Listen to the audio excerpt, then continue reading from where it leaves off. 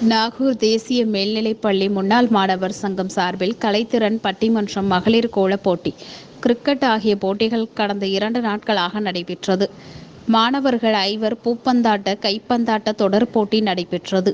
இந்நிகழ்வில் நாகை நகர்மன்ற துணைத் தலைவர் செந்தில்குமார் தலைமை தாங்கினார்.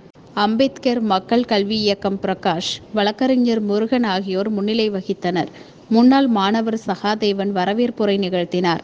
நாகூர் வணிகர் சங்க துணைத் தலைவர் குணாளன், ராமச்சந்திரன் ஆகியோர் சிறப்பு அழைப்பாளராக கலந்து கொண்டனர்.